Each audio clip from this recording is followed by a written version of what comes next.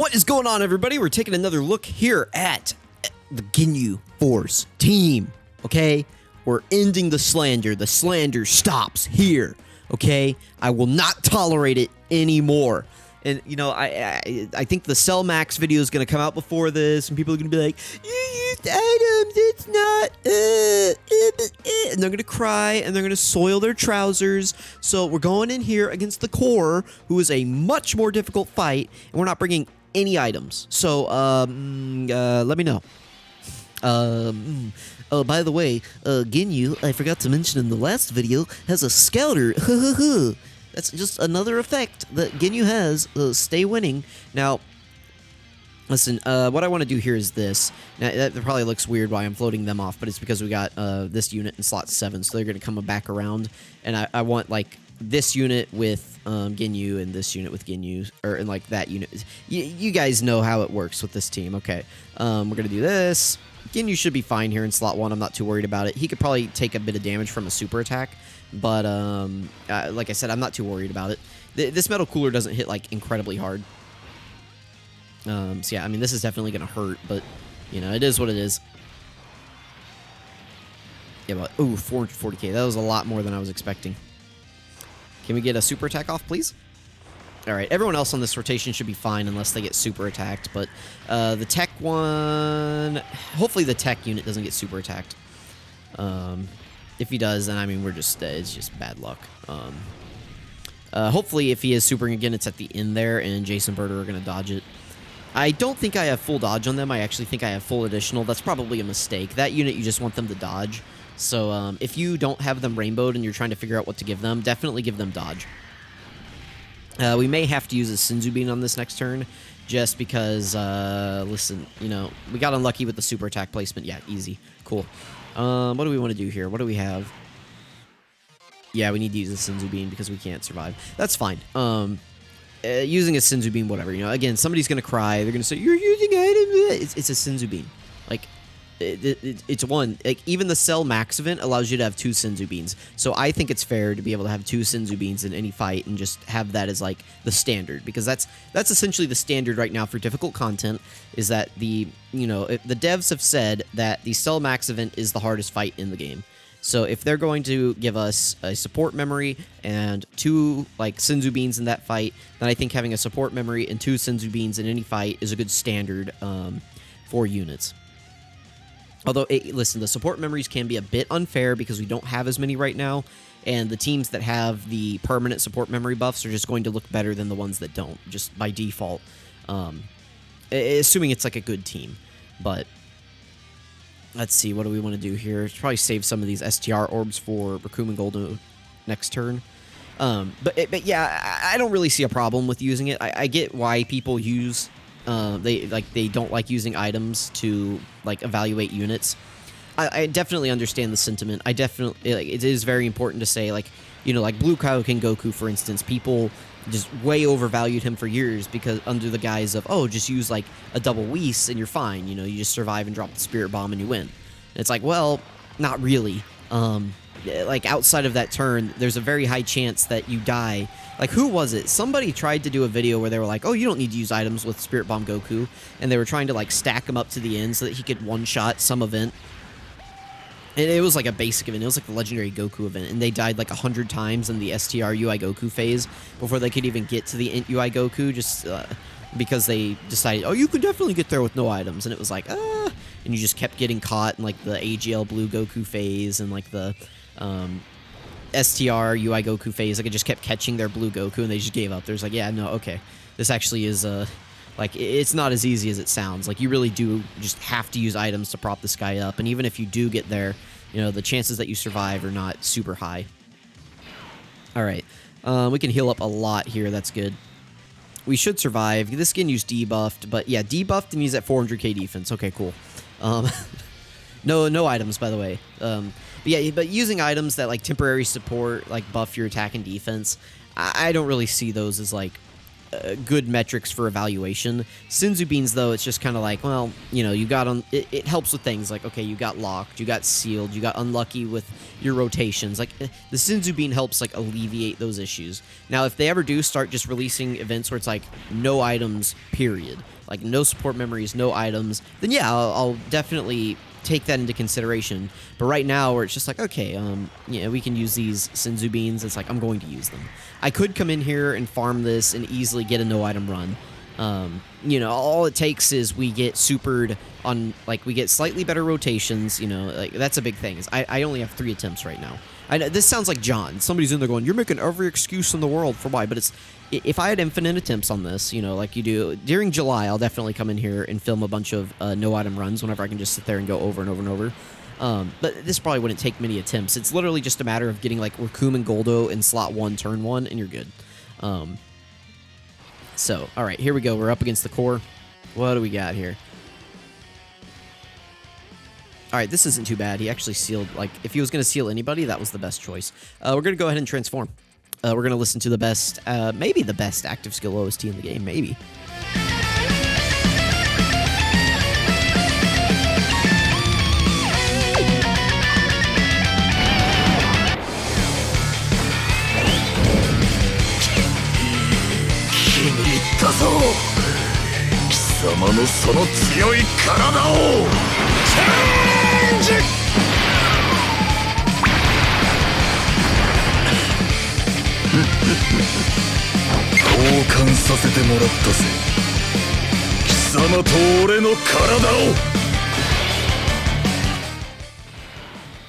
Dude, I love this OST. Like, I could just sit here and just listen to this now. Like, we don't even have to film the video anymore.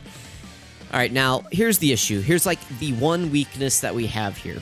Is that I have to trust Birder and Jace to go in slot 1, or I have to hope that the Metal Cooler Core isn't supering in these first 2 attacks. Now, we could have a Scouter here. We have to assume here that the Scouter just didn't activate. What I'm going to do, actually, is kind of pause and reset and see if we can't get the Scouter to activate, because he has, like, a high chance to activate Scouter. Let's see if I can't get that to activate. I'm going to try it a few times here. All right, so I reset, like, 5 times, and the Scouter did not activate a single time. So, either we got, like, the worst luck possible, or he's not supering here. If we got the worst luck possible, we throw our hands up. That's all we can do. But we're going to trust Ginyu in slot 1 here. We're going to get, like, as many orbs, AGL orbs as we can. There's not really any reason I needed to get those, but they build up the Dokkan meter, I guess. So, like I said, we're either just extremely unlucky here, or we're fine.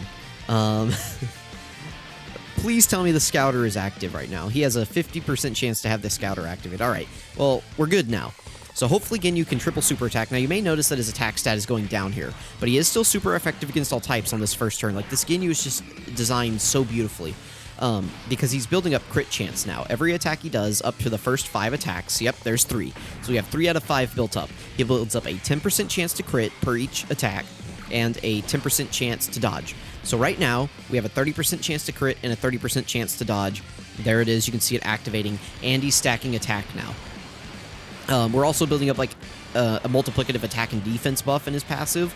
So it's like that number, it's going to drop initially just a little bit, but then it's going to build back up as he supers. So whenever we come around, can you dodge, please, guys? Hello? Well, that's okay. It's okay that you didn't dodge. I forgive you. Because, oh, what the hell? Well, that's fine. Because guess what?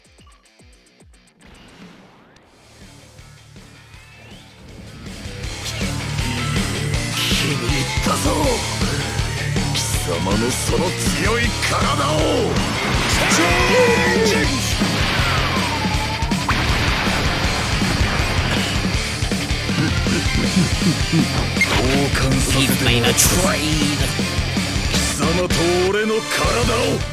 You guys like my voice acting? Is it good? Dude, I love this active skill. You know why I love this active skill? This is one of those active skills that when it plays, you win. Like, you simply win. Now, again, I already used an item once in this video. I could use another one, and I'm going to, because I don't want... This guy, this is like our showcase unit. I don't want him sealed, okay? So, I didn't use it to survive the super. This guy, he's going to be just fine against the super. I'm not worried about him at all. I did it just because I can't have this guy being sealed. But by the way, just talking about Ginyu, what he is doing in this form is he healed us, like basically to full HP. Okay, you know, Jason Birder sold us a little bit. That's okay because Ginyu Papa comes around and he goes, "Hey guys, it's okay. You didn't dodge. That's okay. I forgive you. All your HP is back. I'm going to give you a scouter now, so now you know where the super attack is 50% of the time. With Jason Birder around, it's 100, or Jace around, it's 100 when he's on rotation. But listen, Ginyu, it's like Papa is here. He's going to build up his dodge chance. He's going to start attacking like he's going to start stacking attack. Ginyu is so good. No support memory buff, by the way. If we had the support memory buff here, like, he'd be doing a 10 million attack stat or something ridiculous on turn 2 whenever we come back around here. But Ginyu, you know, unlike the Bardock team, Ginyu can carry the damage because he's stacking attack. And he ramps up quick. This guy will be shooting out, like, 10 million attack stats with a 50% chance to crit, like, his next rotation. So, just, listen, I don't get it. Yeah, see, he starts out, you're like, oh, 5 million, that doesn't seem that crazy. Whenever we come back around next turn, it's like let's hope he gets 3 attacks here. You know, he could do triple supers. I actually want to give my Ginyu better equips, too. He kind of, specifically in the silver slot, now that we have silver additionals, I could give him, like, a level 5 additional there, because I think I have a level 4 crit at the moment. I could give him more additional, which is definitely what I want to do.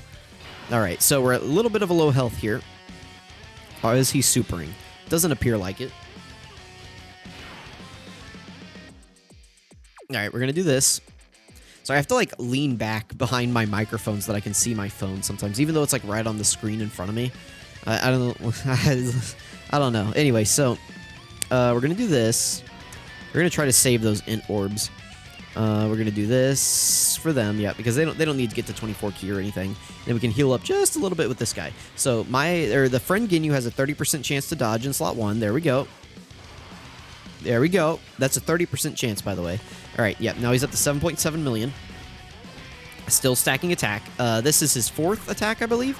So he has 1 more to fully build up. Yep, there we go. 8.9 million with a 50% chance to crit. Well, I think the crit kicks in after this attack. So if we get a triple super, that one will have a 50% chance to crit. But boom. Yep, here we go. Triple super. Look at that. Look at the damage he's doing on this turn, and he's almost untouchable. Like, I don't want to hear anything about Yamcha or Bardock being above this guy. I don't want to hear it. Honestly, I don't. I don't want to even hear it. The 17s, I don't... No, absolutely not above this guy. This guy you can put in slot 1 pretty confidently. This guy's team just, like, works well around him. And then you have the 17s who it's like, you know.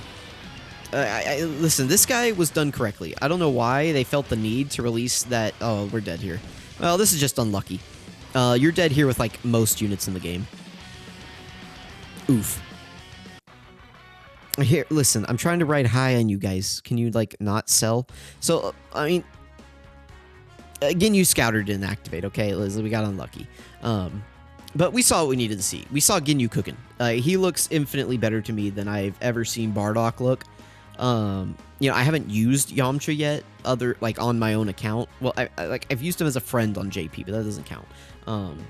But that, like, he peters off. The 17s, I don't like their design at all. And then, listen, I don't see. You cannot put Bardock above this guy. I'm looking at this top 10, and no, you can't. Did you see what he was doing? Like, I don't get it.